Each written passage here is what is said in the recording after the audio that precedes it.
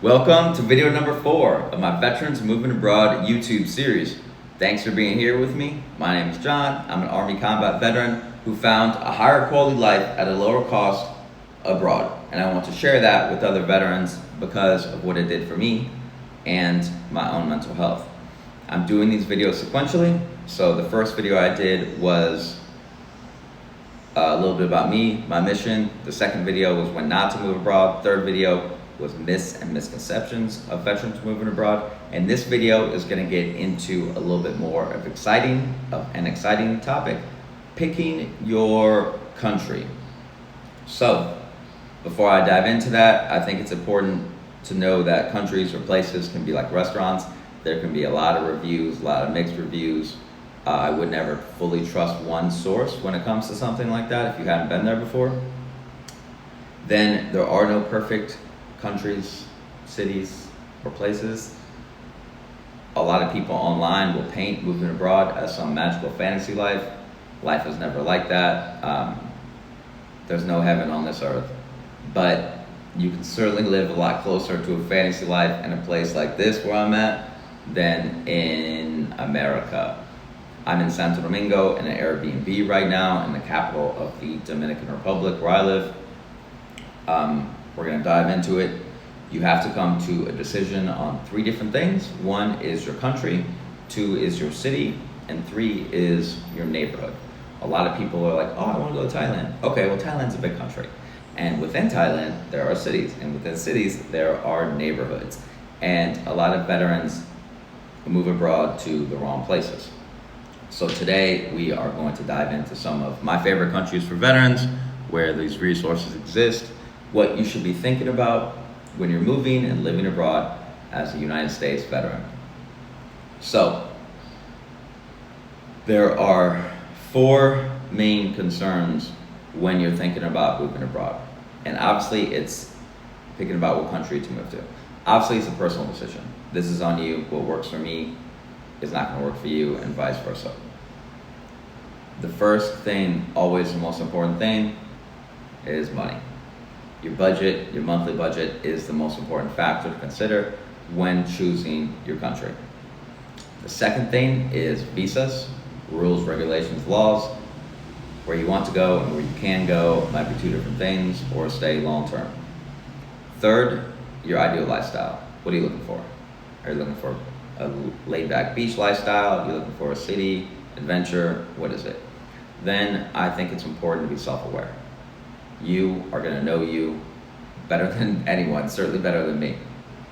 So, monthly budget. We're going to start with a normal number that I feel like most veterans are going to have, or whatever. Numbeo.com is a good place to look when it comes to a cost of living calculator. Livingcost.org is good when you start looking at this on the internet. ChatGPT is fine, but your budget might not eliminate as many places as you think. So I'm going to use a number like $4,500. If you are making $4,500 a month, you can live in a hell of a lot of countries well off that income. In Latin America, Mexico, Brazil, here in the Dominican Republic, you would be good to go. Actually, you can live in every country in Central and South America with $4,500 a month. So that's what, like 25 countries? Yeah, about 25 countries. So with that income, you haven't eliminated much of the world. In fact, you've opened up a lot of the world. Southeast Asia, you'd be great in Thailand, Philippines, Vietnam, Indonesia, Cambodia. Cambodia is a great country. A lot of people overlook Cambodia. I lived there teaching English for a little bit. Beautiful place, great history. And super cheap. So Europe is a little bit more complicated. Western Europe, Portugal is probably the best value. Spain is great, but they've been mad at tourists lately. I don't know if you've seen any of that. And then Eastern Europe has a lot of great options as well. A lot of those countries over there are very beautiful, very cheap, low cost of living, have a lot to offer. But I haven't spent much time there, or any time there actually, so I don't get too into it. So, with $4,500 a month, you can have a lifestyle abroad where you can dine out frequently, you can have a maid, you can save and invest a portion of that income, and you can do some interior travel. So then you have to dive into what's possible, because where you want to live and where you can live can kind of be different things. The visas are different for individual people. A lot of people don't really understand this. Based on your income, based on your age, based on those things, the visa rules and regulations change. It's individual. One of the reasons I love the Dominican Republic, where I live, is the bureaucracy is zero. So when I lived in Thailand, I had to leave the country and do border runs and do paperwork and all that bullshit all the time. And I'm tired of paperwork from the military. You have to stay on the legal side of things if you're going to be a veteran moving abroad. Do not go somewhere and get deported. That's embarrassing. A lot of countries are going to offer cheap retirement visas to let you stay long term. So a lot of them are like $1,500, like Panama. If you can prove that you're making $1,500 off of your VA benefits, same as like Costa Rica and some of the other countries. Some of the countries have age restrictions on retirement visas or pension visas. So in Thailand, you have to be 50 to get a pension visa. Other countries are only income based. So that is a lot of what younger veterans should look at. But in every country, it's important to note that there are workarounds for anything. So if you look something up, there's always going to be a caveat or a loophole or something else to do it. A lot of people in places like Thailand get like education visas where you just pay and never go to class, or you extend your tourist visa for a long time, or you get a more Thai visa. There are a lot of options around the world. Or you can pay overstay fees, which is what I do here in the Dominican Republic, and you can do it in places like Peru. In Peru, you pay like $1 a day if you stay over 30 days. So if you stay a year, you pay like $365, no big deal. But I do want to hammer home, the exception to everything is money. Money equals access and options. And there's always things like in countries, if you put like 25 grand in one of their banking systems and don't touch it for a year, they'll give you a visa. Then you have your ideal lifestyle. Your must-haves, your must-wants. Everybody's gonna be different in this regard.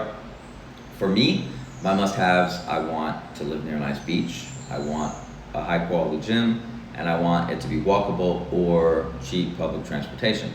Then obviously, I want low cost of living. So, although somewhere like Miami might be great, the cost of living is too high. For you, yours might be a lot different. You might have kids, so you might be thinking about international schools, which vary country to country. You might be thinking about marijuana laws, which a lot of veterans hit me up about. Internet is an important factor for a lot of the veterans that work online. Safety, especially for female veterans, and I'll get more into that in future videos. Community or lack thereof, if you want to live around expats, if you want to live around locals. Languages, pet-friendly, time zones. A lot to consider. Whatever else is important to you on an individual or family level. The top 10 countries for veterans, I'm gonna get into that. In my opinion, where I live in Dominican Republic, obviously if you see me, I'm having a pretty good time. Thailand is awesome, I lived there before here. Philippines is great, English speaking, beautiful. Costa Rica, great country, a little bit higher prices now. Panama is good, lots of veterans. Mexico is good, Colombia is great.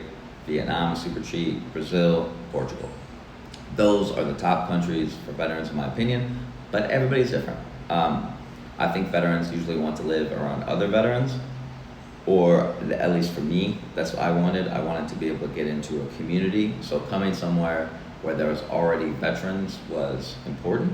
So there are VFWs and American Legions around the world in the countries that I mentioned. So in like Costa Rica, in the Philippines and Thailand, they all have American Legions or Veterans of Foreign Wars posts or different veteran organization. My veteran organization, Veterans in Paradise here in Dominican Republic, that I started with my friend Keith, creates community for veterans here. We have events and things like that. So that's gonna wrap up a little bit on this video, picking your country. Again, it's a very personal thing. A lot of people know where they want to go, like if they're stationed in Japan, they're like, I want to return to Japan because I really enjoyed my time there, I fell in love with the country. A lot of people fall in love with people, you know, which is great if you want to move somewhere because you meet somebody or because you want to go, whatever romantic things are going on in your life. That's great too. There are a lot of tremendous options out there in the world. where you can live a high quality life at a low cost, where you can separate from kind of the bullshit United States, and that offer more healing environments centered on community, environments where you can afford to go out to eat and live the good life you deserve after the military. And if you want to support me, my book, Veterans in Paradise, which is full of very important information about moving and living abroad, is on Amazon. I also have my socials and everything below, Instagram and TikTok, and my blog. I have a lot of articles on my blog, and we'll be doing more about information about moving and living abroad for veterans. Thanks for tuning in. Again, this is video number 4, Picking Your Country, and thank you for your service.